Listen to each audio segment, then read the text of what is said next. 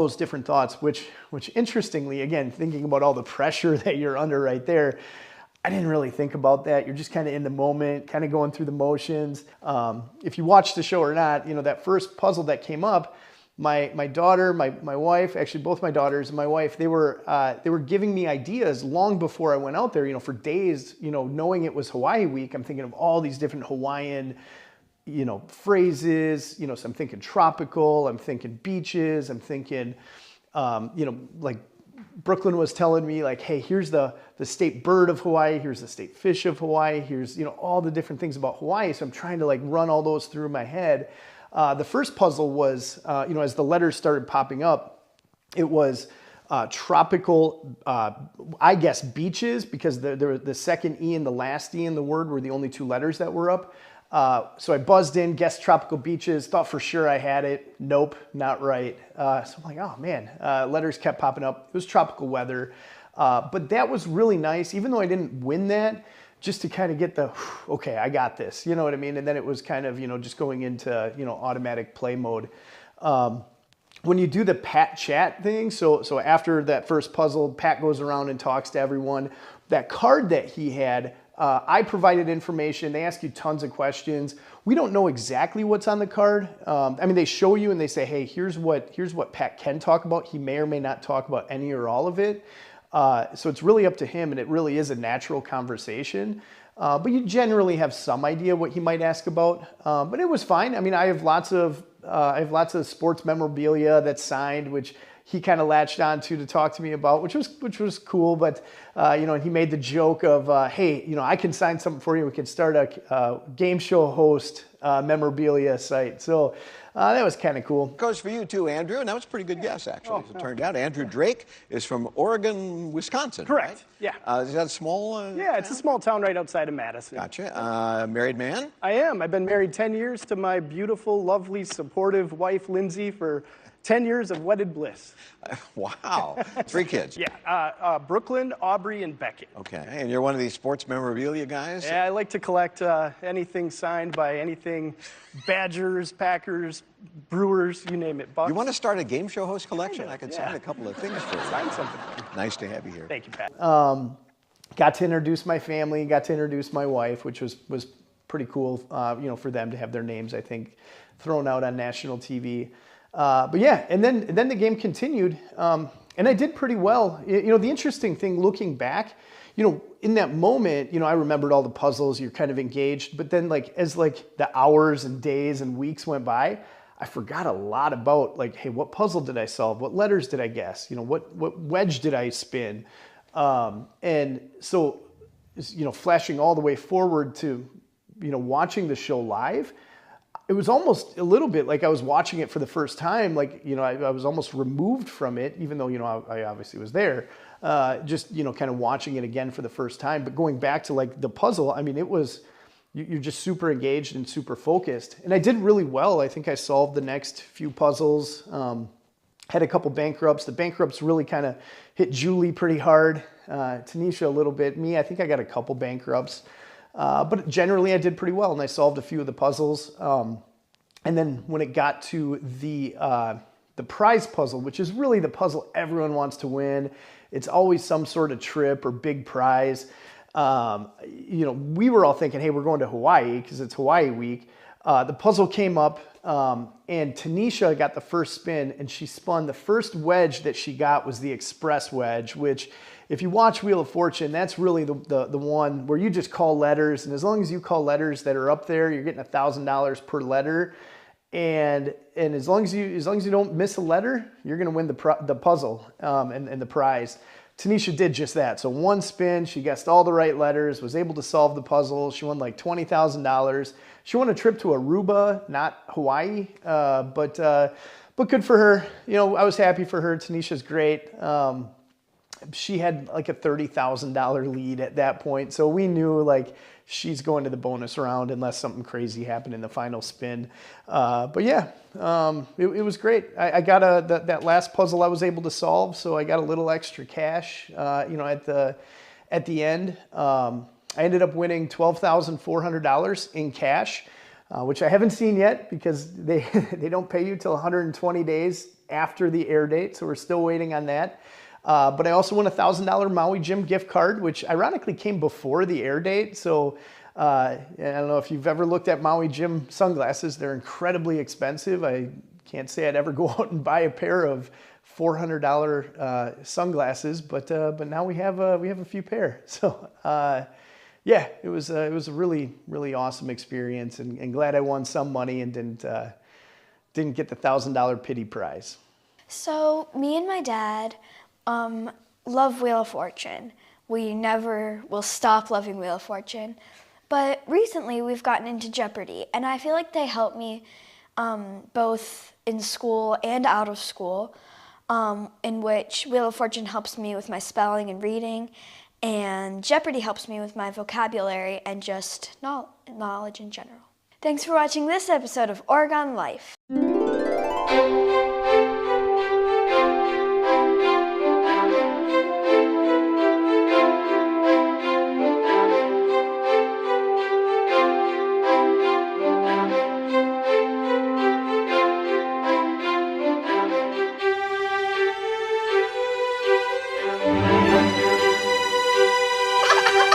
Watching this episode of Oregon Life. Thanks for Right? watching this Episode of Oregon Life.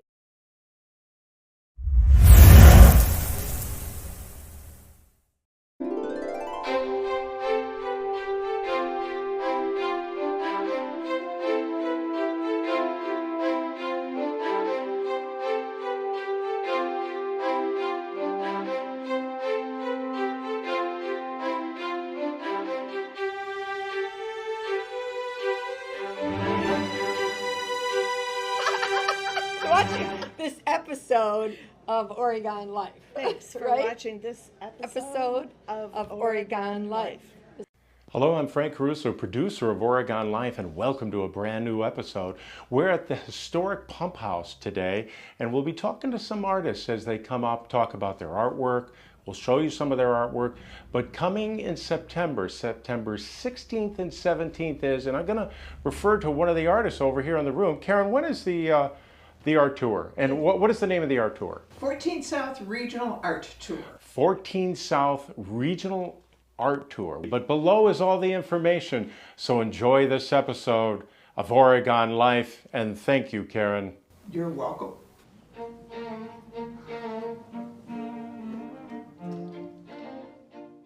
Greetings, I'm Ray Zovar. I'm an abstract expressionist artist. I've got a gallery and studio in Stoughton, Wisconsin. It's 143 East Main Street in Stoughton. I think abstract expressionism is the most creative form of art, in my opinion, which is questionably worthless, but may or may not be good. But anyway, that's I spent a lot of time with composition, and I like to think that my work is perfectly balanced. Abstract expressionism falls into the category of Jackson Pollock, for instance. That may be a little bit more understandable. Whereas Picasso, on the other hand, is more of an abstract artist because he abstracts human figures and things like that. But abstract expressionism strictly comes from the brain. It's just totally cerebral. So whatever it is that you put together, you want to make sure that you understand it, and hopefully your audience will understand it as well. 143 East Main Street is considered the arts and entertainment district for Stoughton. And there are 4 galleries, 4+ galleries actually. And I invite anybody to come down and visit. You'll be surprised what you may see. Luminous sculptures are interactive. It's the type of thing that you can change the colors at whim. So your art is fresh and new every day. So it's just a matter of hours or minutes for that matter. Just take a remote and change the colors. So this is something you're going to have to see. We've got a display that's quite impressive. So anyway, stop by, say hello if anything, enjoy some candy or whatever it is that we may have, and hope to see you soon. Hi, I'm Steve Farron. I live in Fitchburg, Wisconsin. I was a university professor at the University of Wisconsin for 30 years. I ran the glass program and taught sculpture, neon and glass, and I've been doing all kinds of work with different materials over the years.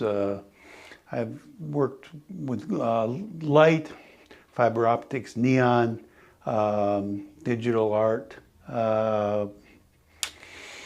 concrete, mosaics, glass, all kinds of things, but mostly generally in the public sector for universities and cities and sports arenas, things of that type. I also do some smaller work of cast glass and blown glass and other things of that type. I've been doing work since 1972. I started to do glass. I was an apprentice in Massachusetts for a while, and then went back to art school, and got my master's in sculpture at Rutgers University. And I came here, and I've been teaching and doing my work since 1982. So.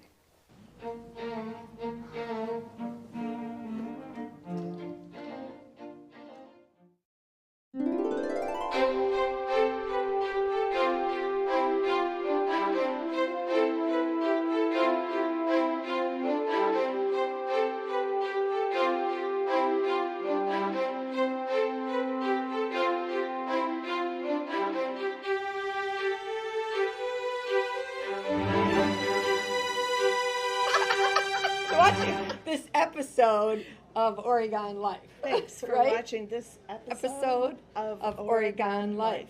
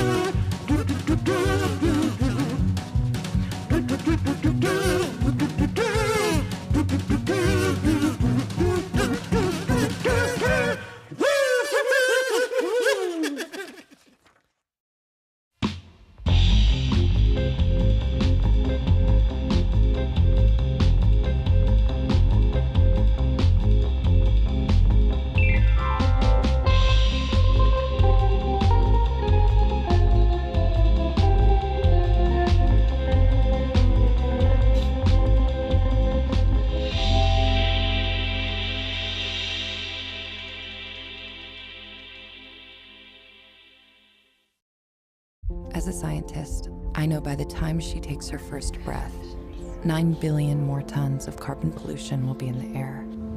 When she takes her first steps, wildfires will have burned millions more acres she could have explored.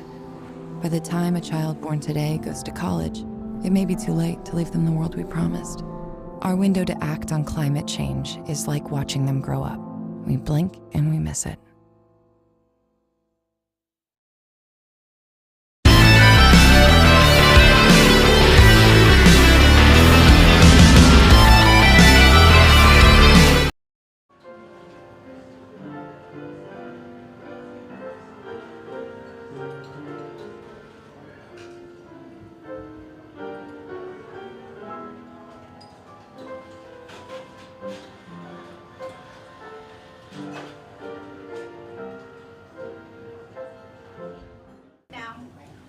I'd like to introduce myself. My name is Susan Levan Green, and I am the group leader of the Sugar River Quilts of Valor, and we're located in Belleville. But we we make quilts, and we pretty much cover kind of southwestern Wisconsin. We awarded quilts in Monroe, even Waunakee, Mazomanie, many different places. So I'll introduce my colleagues that are here with me. This is Sue Gamur, and then Louise Brunkow, and Debbie Versnick. These are all in my group, and we're here to award quilts. So the way that we're going to do this, we're honoring 6 veterans today, and what we would do is I'm going to give a little presentation, and I'm going to give a little bit of background information about the veteran, and I'd like to have the veteran come up here and stand. These ladies will hold the quilt up so you can all see it. Then they will wrap the veteran, and then we'd like the veteran, and they're in alphabetical order, so to take your seat. And then afterwards we'll get some group pictures. So that's how we'll run today's presentation. So I'll tell you a little bit about the Quilt of Valor Foundation. It was started in 2003 by a quilter and Blue Star mother when her son was in Iraq. And one night she had a dream, and she saw a veteran, a warrior, sitting on the bed dealing with the terrors of war. And in the next sequence, she saw this warrior wrapped with a healing and comforting quilt. And then the next day, she said, I'm going to make quilts for veterans. And she contacted Walter Reed, and then she got some other fellow quilters involved, and they made quilts, and they started giving quilts to veterans that were at Walter Reed. This is during the war in Iraq. So that's how the Quilt of Valor began. And now there's over 10,000 volunteer quilters all across the nation, and we make healing and comforting quilts of valor. We're gathered here to be honoring such veterans, and the mission of the Quilts of Valor Foundation is to cover service members and veterans touched by war with comforting and healing quilts of valor. And our quilts must be awarded directly in a ceremony such as this. Our quilts are a single lifetime award. Some say that a Quilt of Valor is the civilian equivalent of a Purple Heart. But unlike a Purple Heart that's stamped out, these quilts took at least 6 months, sometimes longer, and every stitch is sewn with love. So veterans, when you receive your quilt, know that these quilts are sewn with love for each and every one of you. Veterans, just as you are unique, each quilt is unique. Your name has been inscribed on the quilt, and so future generations will know the service that you have done for your country. There may also be a letter from the quilt maker describing her background. So our Quilts of Valor have 3 significant parts. The top layer, with its many colors, shapes, fabrics, represents the communities, the individuals, veterans, the individuals of our nation. The batting is the center of the quilt. It provides its warmth. It provides healing and comfort to the veteran. And then lastly is the backing, which is the strength. It holds all the pieces of the quilt together. It represents the strength of the Quilt of Valor recipient, the strength of their families, the strength of our communities, and the strength of our nation. So we are now honored to present these quilts. So again, as I call your name, please stand and come up here. The ladies will hold the quilt up, and then they'll wrap you, and then you come sit over here. The first one is David Batker. Hope I said that right, Batker. That sounds good. David served in the United States Navy from 1956 until 1962. He was a welder and metal repairman aboard the USS Hornet. You can stand right here, which was a CVA-12 aircraft carrier. An unusual incident while he was in service was some of the planes fought Chinese aircraft in an undeclared encounter. He was deployed in the Western Pacific, which was vacation from farming. That's incredible. His wife is Katie. Fold it in half now. His wife is Katie, and he has 2 daughters and 2 sons, 6 grandchildren, and 2 great-grandchildren. He spent 12 years in dairy farming, 30 years hog farming, then farm and equipment sales, followed by 6 years as a full-time electrician. His community service involved PTA, teaching Sunday school, serving on church councils, RSVP meal driver, Vets Helping Vets driver, a volunteer at a hospice center, operating the training carousel at Violas Park, and a Veterans Honor Guard. He has been a life member of the VFW for over 60 years. David Batker.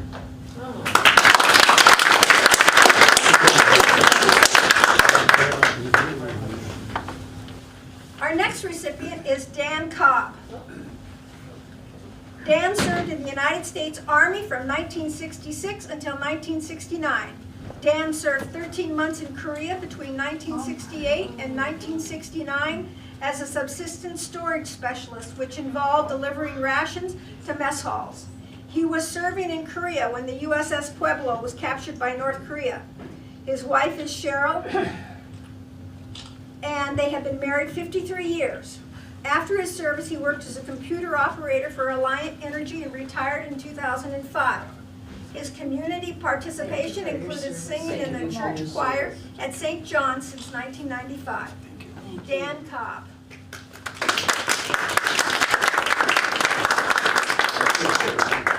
Our next recipient is James L. Fogg, Sr.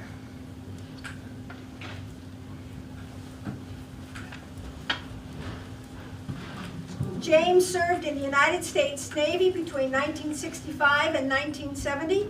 He was an aviation machinist on the USS Shangri-La, an aircraft carrier VF-62, and served in the Mediterranean Sea.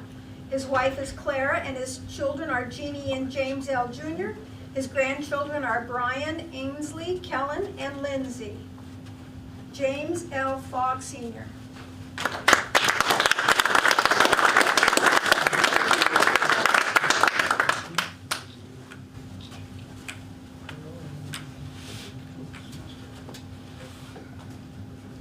Our next recipient is Gary W. Koch. Gary served in the United States Navy, please stand here, between 1966 to 1972. He worked in aviation maintenance administration. He served on the USS Wasp, a CVS-18 aircraft carrier, based at Quonset Point, Rhode Island. Yeah. An interesting fact while he was in service was his ship picked up the Gemini capsule. In 1966, he entered the Exalted Order of MITROGS, which stands for Master in Recovery of Gemini Spacecraft. I had to look that up. His wife is Chris, and his sons are Brian, Jeremy, Greg. His grandchildren are Clayton and Kendall. After his service, he was a logistics manager. He spent 20 years coaching and being a recreation department coordinator volunteer. This way. This way, sir. How about face?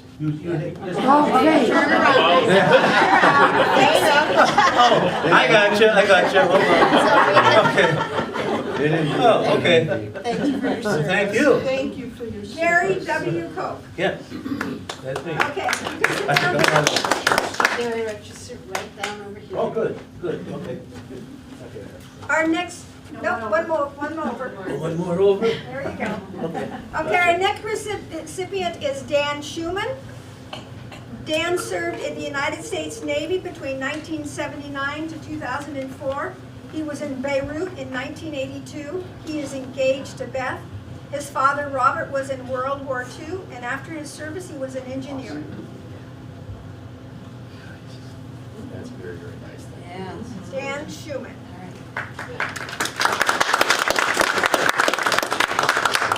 You gotta go. Yes, okay. We're bossy.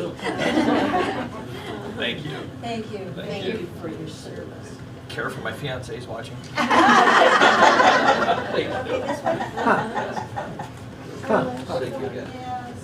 Okay, our last recipient is Gene Stageberg. Gene served in the United States Army from 1953 until 1955. He served in Korea. He was drafted out of the Navy Reserves to go to Korea. He is married and has 6 children, 10 grandchildren, and 14 great-grandchildren. Oh, wow. After service, he was self-employed in the trucking business for 70 years. Gene Stageberg.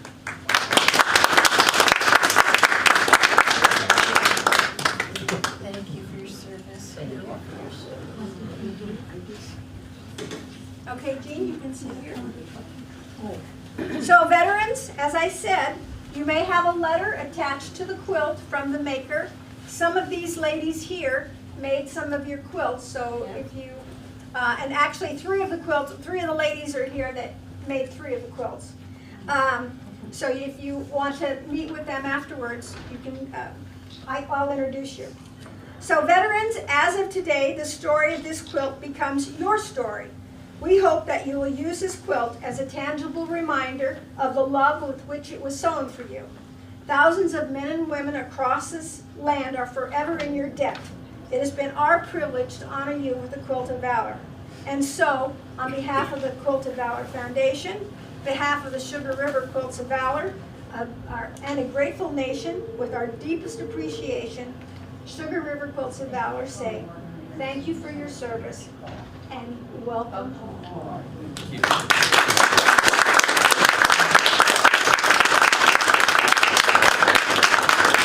So we would like to get some pictures of the group here, and then individually if you want to get to, but we can get pictures of the veterans. So I'm going to get a couple. Everybody likes to see the... You want us to stand up or? No, you can sit. Okay. At ease. Yeah.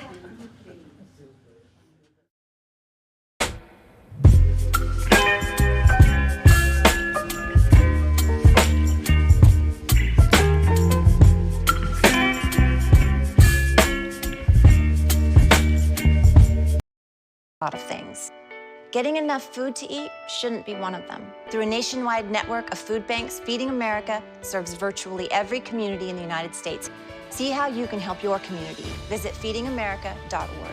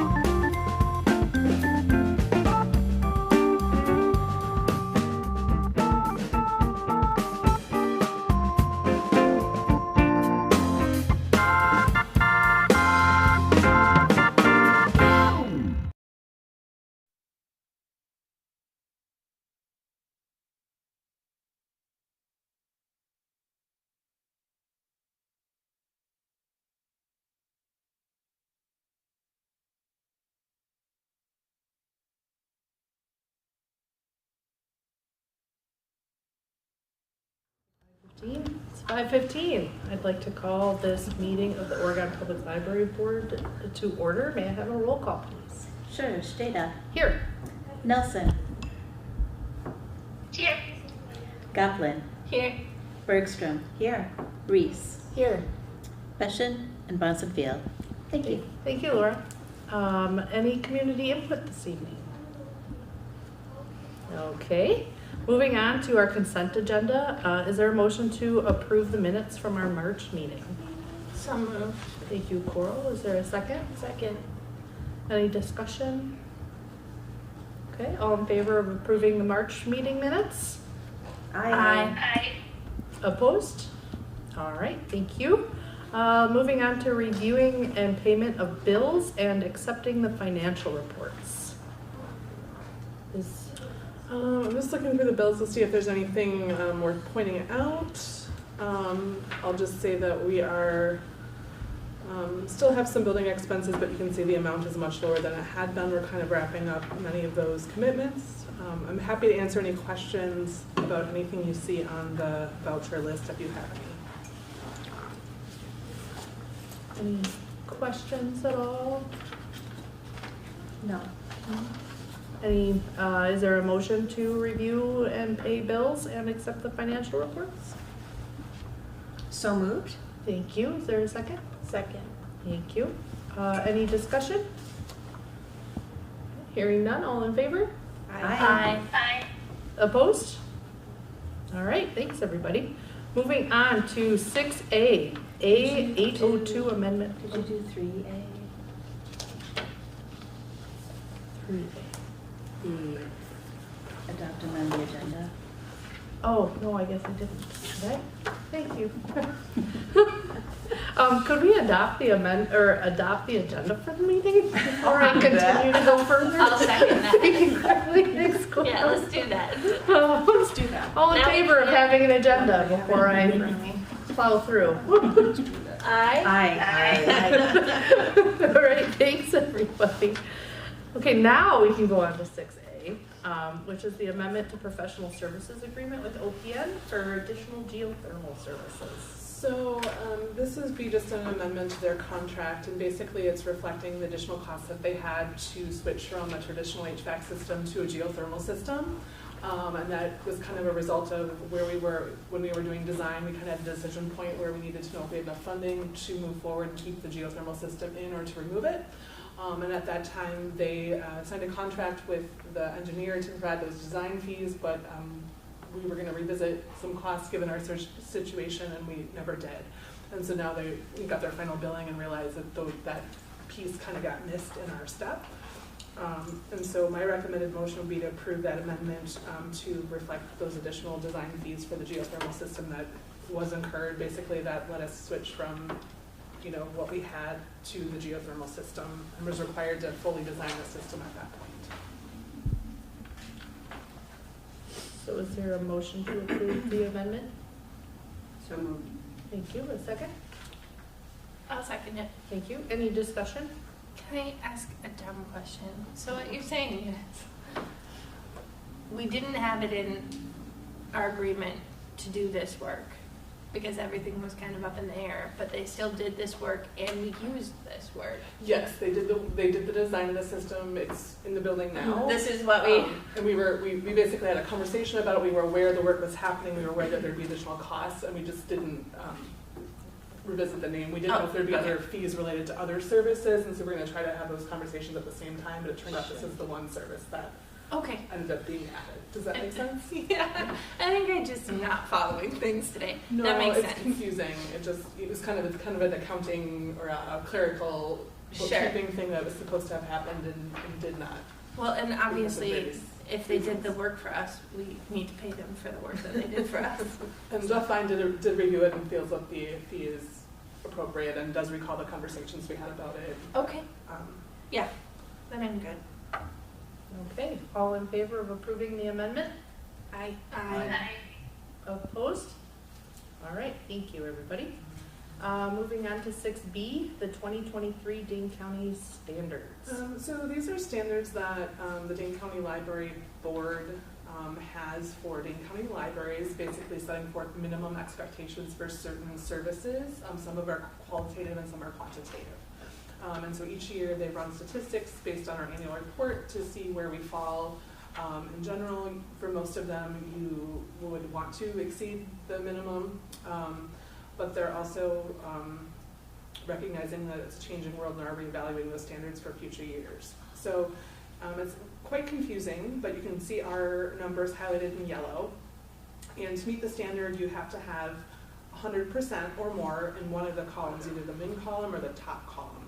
And so as long as you have more than 100% in one of those, you're fine. And then our population category doesn't increase till we get to 24,999.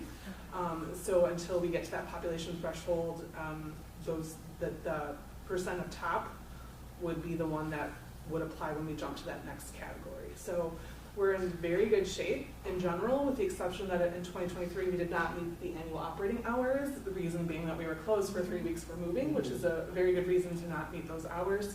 Had we been open our regular hours that week, we would have exceeded that and met that. Because we didn't meet that, we're required to approve and submit a request for provisional exception to the standards. You can get up to 3 of those in a 10-year period.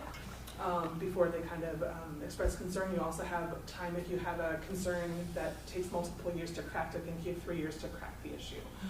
Because we plan to be open normal hours next year, we shouldn't have any corrective things to address. We are also in good status, so one of the things I wanted to make sure is that we were not going to be forced to add hours. Our population is growing very quickly. I wanted to make sure we were not being forced to add hours before we're ready, given the budget constraints of all village departments and needing to just operate the library first before we can consider adding hours, which would be a huge investment in staff. And we are good until we hit that 24,999 population, so we don't need to worry about being required to add hours, though we certainly could evaluate that as our services go on. We constantly want to evaluate that. So we don't need to take any action on the standards themselves, but we would need to approve that provisional exception request, which we would sign and submit to the county. They are aware of our circumstances and know that that's something that should be a one-time anomaly. Okay. It's not uncommon. One Key had a similar situation where they didn't meet the standards in relationship to their collection size because they did a lot of weeding right before they moved, so they wouldn't move things that were no longer appropriate for their collection. So we're not the only ones who have a situation similar to this when they're moving to a different facility. Okay. So is there a motion to approve the exemption for the hours due to our closures for remove?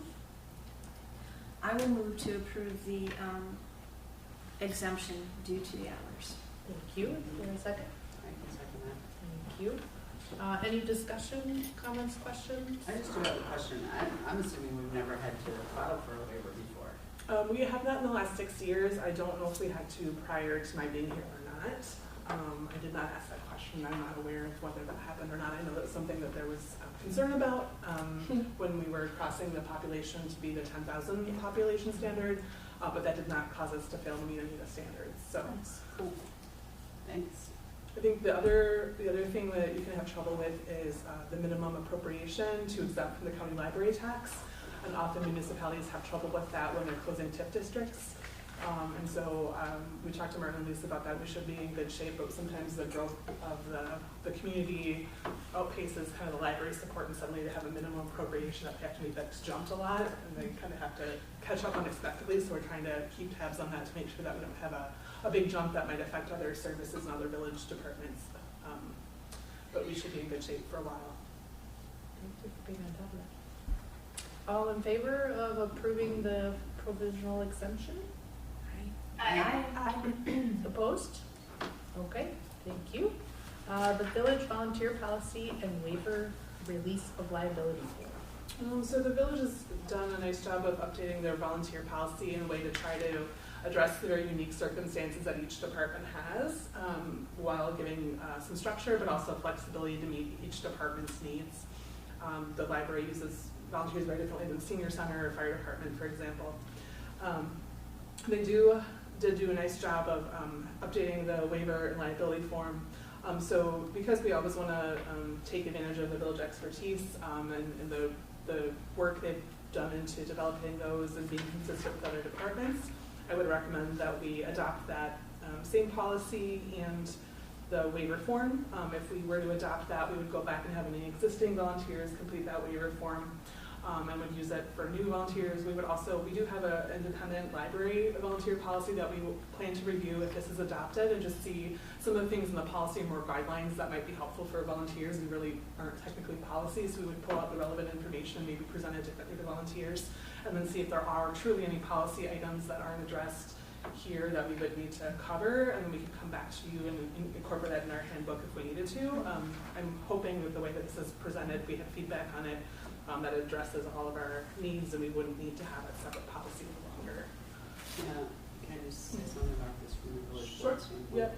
So I remember when this came before us earlier this year at the board level, and having that conversation about how different agencies and services are in the village, how somebody who's volunteering for the Parks Department is very different. And I thought that Martin and Candy in particular did a really good job with Derek of trying to make sure that there was enough flexibility that, like, the library can say, and these things apply to the library, and otherwise. So I just echoing, I think, what you're saying, Jennifer, that the village did a really nice job. Village staff, I should say, did a really nice job. The other thing I should point out is it does permit, something that came up in the past is it does permit background checks for those who work with,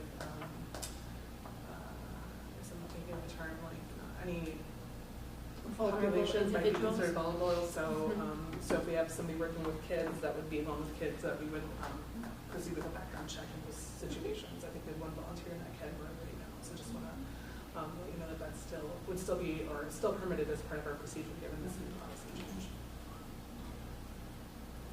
Okay. Is there a motion to approve the village volunteer policy as boards? I'll make that motion. Thank you, Coral. Is there a second? Second.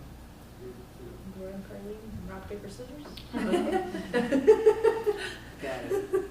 All yours. Any discussion, questions, comments? Okay. All in favor?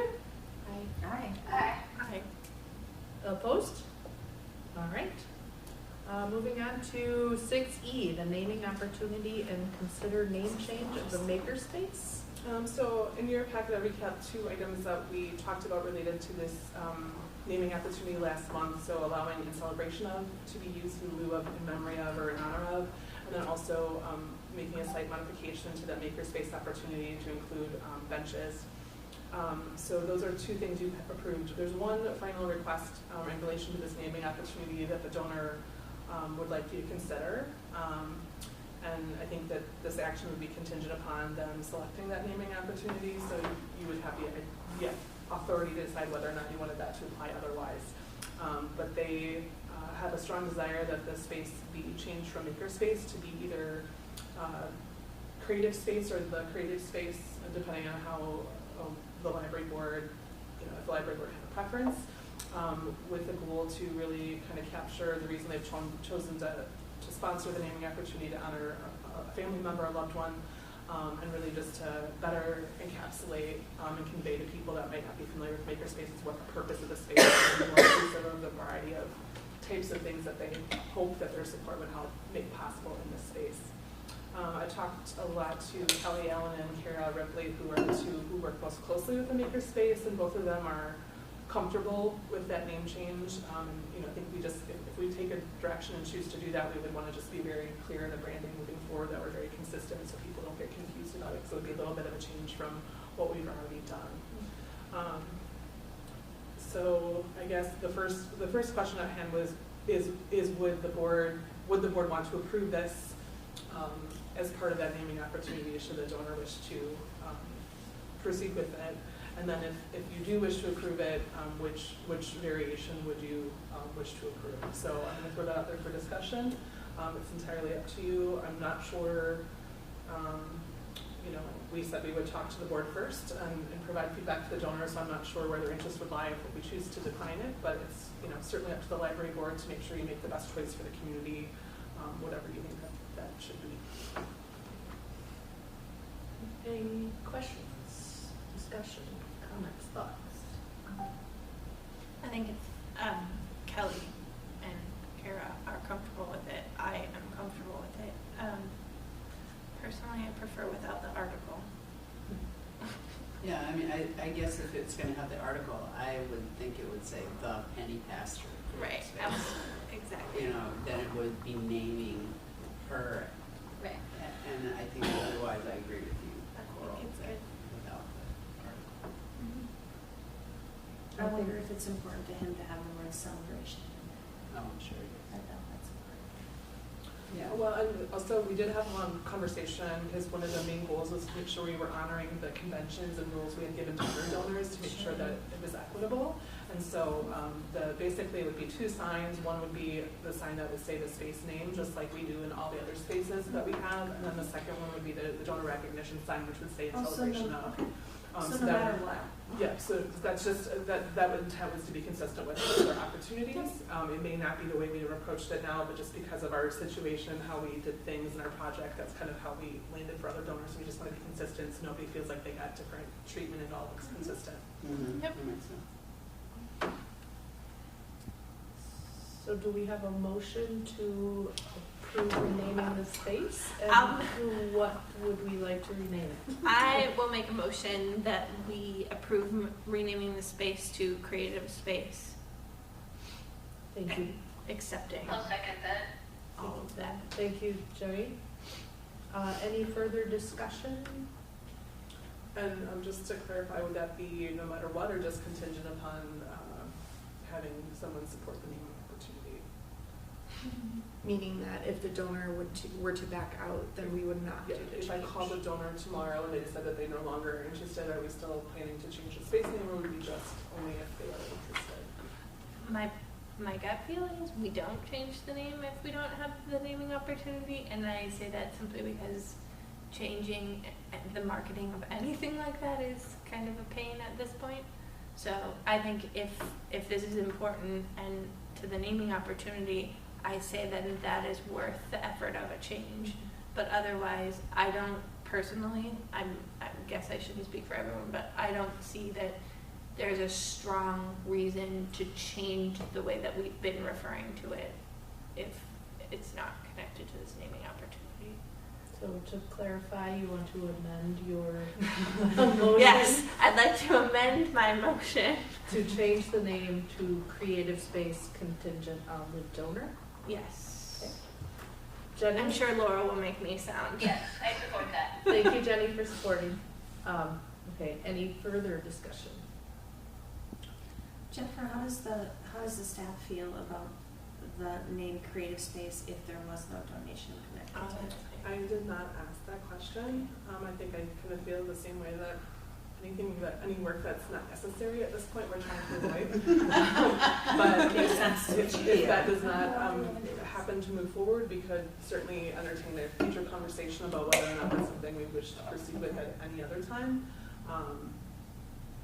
But if you want to have that conversation, we'd want to have it sooner rather than later because the more it's out there, people get used to it. So, but I did not ask in that context, and I only asked the two because of time. I only asked the two employees who worked most closely with Understand. Okay, so we have a motion on the I'll floor. second Coral's motion. Oh, can you do? Oh, sure. Yeah. Thank you. Well, I agree. That's right. So all in favor? Aye. Thank you. Opposed? Okay. Thank you, everyone, for the discussion. Moving on to 6F, closing capital campaign and unselected naming opportunities. So our project budget was set when we were ready to start construction. We needed to make sure we couldn't build anything that we couldn't afford. But we kept the capital campaign open, and wonderfully that allowed us to add a lot of amenities and different chairs, better quality amenities, upgrade some things like signage that otherwise wouldn't have made it into the project. So it was absolutely a wonderful thing to see those donations make a difference. When we got donations to the capital campaign as recently, new donations as recently as the grand opening. Though certainly we've gotten fewer donations since the project has moved forward. Back in July, we had to close our donor wall to be able to order that in time to have it up at our grand opening. And we've also ordered all our signage and things like that. And now that we're kind of staring down on our final bills, we're kind of now running out of opportunities to enhance things because we're kind of committed to doing things a certain way, and there's limited options. There are some things that we hope to add in the future, like the automatic sorter or possibly more solar panels. So there are some opportunities that exist with some donations that we may be considering once some pledge payments come in and we can see what funds are available at the very end. But really, I don't feel like we need to do any additional fundraising that would go towards this building. It's really important that when people make donations that they know what their funds are going towards. We still have opportunities for people to make donations in really meaningful and impactful ways. So, collection is a thing now that where use is bigger and large print and in picture books, those items are flying off the shelves because more people are using those items. Also, our programming is not paid for through village funds at all currently, and so that's really an opportunity that if we had support that we could enhance and help sustain the funding in a more important way. Also, the folks that are sitting in our chairs in the future and thinking about future library space needs and what they might need to do to either change things here or expand this building, I'm sure will appreciate having some spaces that they could call upon to name in the future. Yep. And so it's really important that we don't, give those away, that we, are thoughtful about it, and doing those at this point, I think, in the context of a future fundraising effort might be the smartest way to do it. It certainly doesn't preclude us, if we got $1 million donation tomorrow, it doesn't prevent us from having a conversation about that and entertaining any opportunities on a case-by-case basis. But what we would do is take down anything from our website that had a donation form for the capital campaign, take down those available naming opportunities, and just make it clear that we're not actively promoting the campaign anymore. So that would be my recommendation, and that we would just basically terminate any existing naming opportunities that haven't been selected, with the exception of the one that we've had or still having current discussions about, so that would be that makerspace opportunity. But otherwise, that we would wrap up anything else that has not already been taken. A question. Yes. Would there be some sort of public announcement that this is coming down, so that if anybody wanted to make a donation that didn't necessarily go on the donor wall or towards something, but that's an easy way to do it, that there would be a public announcement in the paper or something? I would recommend not at this time. We tried to do that prior to the deadline back in before the budget was kind of set. We tried to do it before the donor wall deadline, and so really there's very minimal. The only recognition we haven't finalized is a print donor book, and so there's really, I would almost prefer not to, because that might encourage the interest in it. And I think that if we're going to do an announcement with all that work, I think we'd be better off kicking off, something that announcing that people can support a specific other initiative. And then also, I know there's other fundraising efforts going on in the village, and I wouldn't want to seem to be kind of competing with those. I think, folks, with the grand opening, I think folks have kind of had an opportunity, and so if they haven't supported the new library by now, in terms of wanting to support the building, that if they still have an interest, we have lots of other avenues to route that support through that would still be very impactful, and I think that that's okay. But with most of the recognition options not being available anymore, I think it's better to not promote that at this point. Does that answer your question? Yep. Okay. Right. Is there a motion to officially end the capital campaign and reserve the naming opportunities for any future fundraising opportunities? I'll make the recommended motion as Jennifer wrote it in the thing, because it's fancy and it sounds right. Thanks, Coral. You're Is there a welcome. second? I can second. Should note too that we have a few folks, I think about 10 folks, that have made pledge commitments and are making those pledge commitments in installments, so their gifts towards their pledge commitment are still counting towards the campaign, and so that's where they were pledged to. Right. So this is not affecting that in any way. That would still be honored and continue.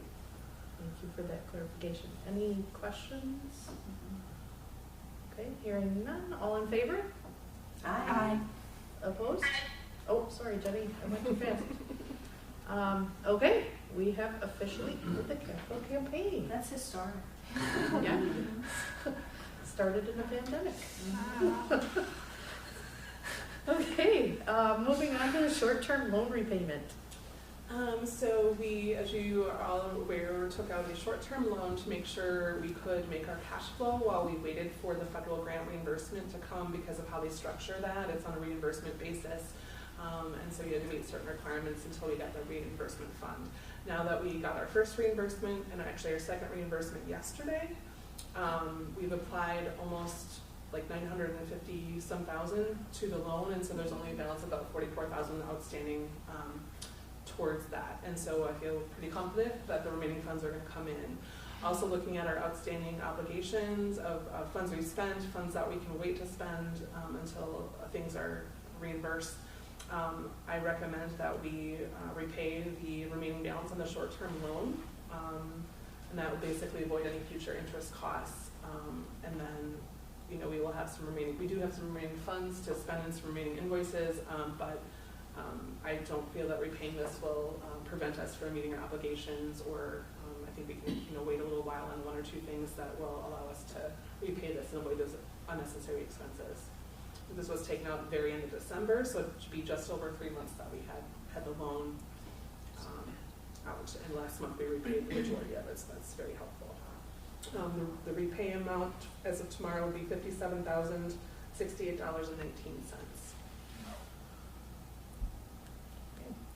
Is there a motion to authorize the village finance director to pay off the remaining principal of the short-term loan?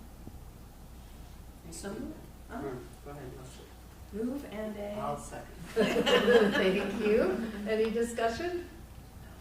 This is amazing. Okay, hearing none. All in favor? Aye. Thank you. Opposed? Okay, that's a very quick turnaround on the loan. Moving on to the proposal from Energy Leaders for the IRA incentive assistance. I spent most of my day working on the IRA pre-registration application, so I would. It was delightful. So I would recommend we not take any action on that at this meeting again. Okay, thank you.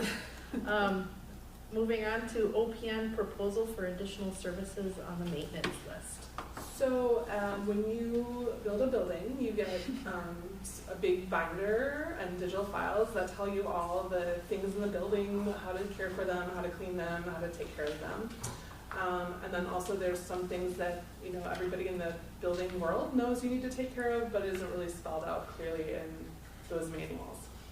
So this proposal is for OPN to kind of review those manuals and just in general learn knowledge of things like windowsills and caulking and things like that, and provide a list of things that will need maintenance. This proposal isn't going to provide a detailed list of exactly what we need to do, but it'll provide a list of items that we know we need to work on a schedule so that we can budget for it, plan for it, make sure that's taken care of. So if there are different folks sitting here in 5 years, or you know, that it would be very clear what that maintenance plan needs to be to take good care of the building. I know we didn't have a lot of time to look at it. Jenny, I don't know if you had any comments on that, but I think it would be helpful to just have a starting point. I think it's a really good idea, and I'm glad you're being proactive.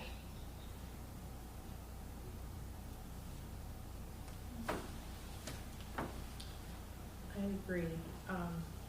Is there a motion to approve the proposal for OPN services? I'll make that motion. Thank you, Coral. Is there a second? I can second. Thank you, Jenny. Any discussion? I agree with Jenny. I think it's great to be proactive about this so we can plan and prepare, and those sitting in these seats in the future can also have that information. So thank you for thinking forward on that. All in favor of approving the... Aye. Thank you. Aye. Whatever, yes. Opposed? All right, thank you, everybody. We have a little ongoing work with OPN.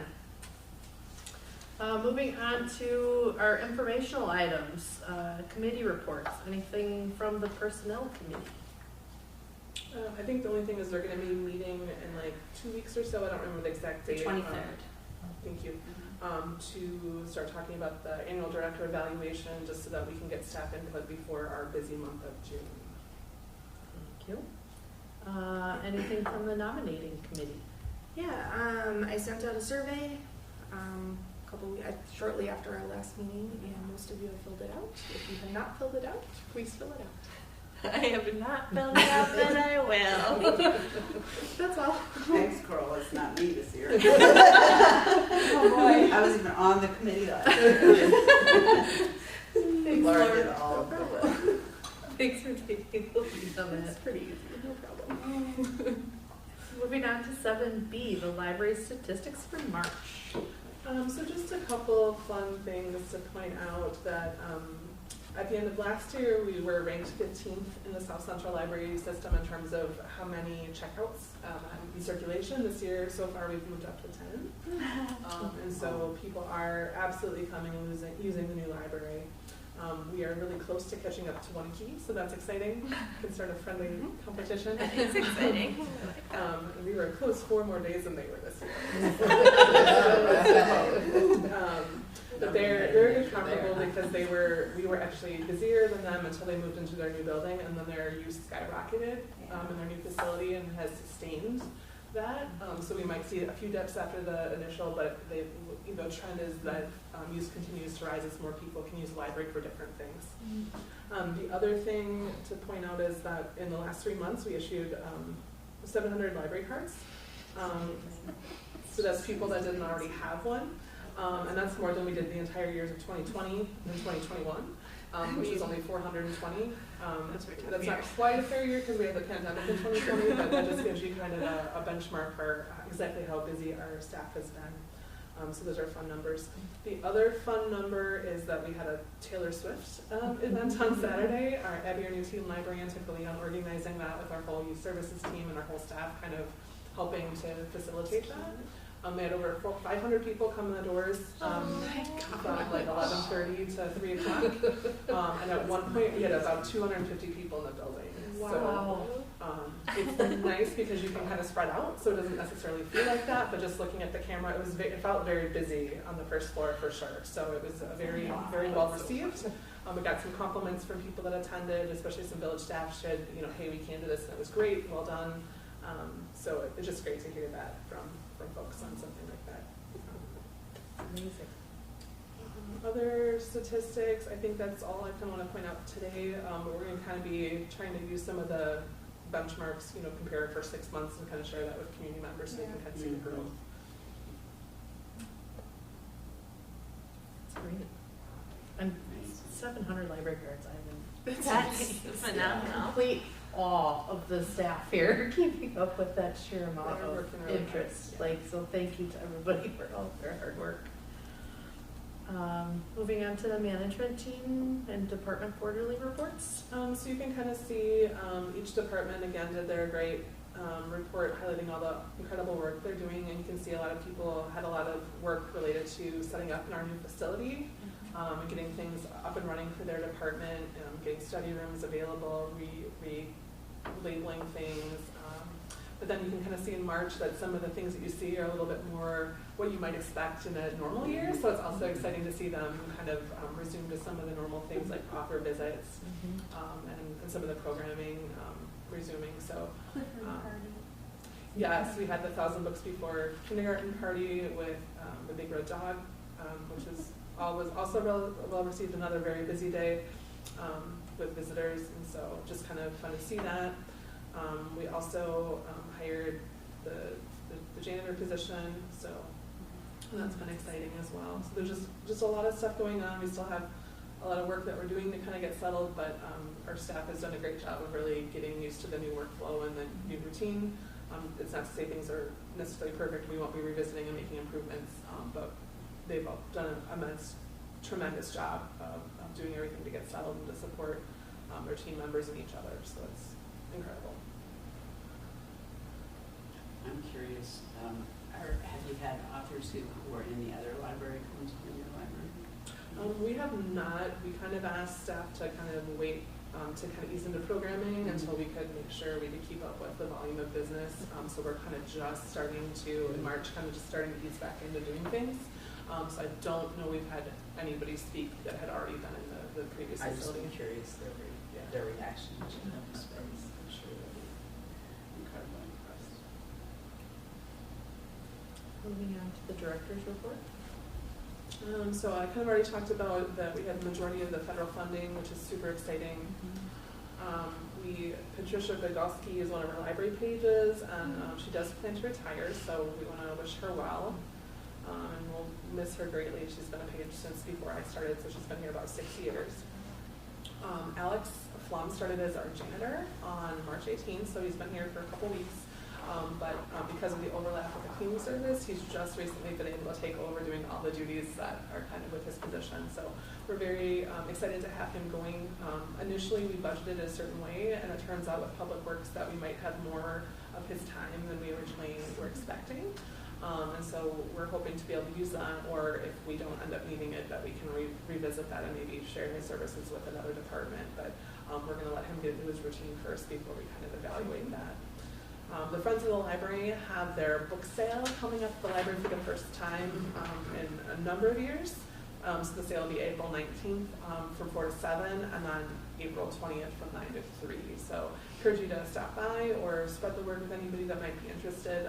It's very exciting for them not to have to move things from a storage locker. So they're hopefully it'll be smooth setting up for them and a nice transition. We talked about this last month, but the Daily Reporter announced its 2023 top project honorees. It basically recognizes 50 construction projects in Wisconsin, and our project was one of the ones that was selected. So we feel really lucky to be amongst that, and they have a variety of criteria, but it's a pretty well-known construction award, so Jenny tells me. We also just want people kind of wonder what we're doing.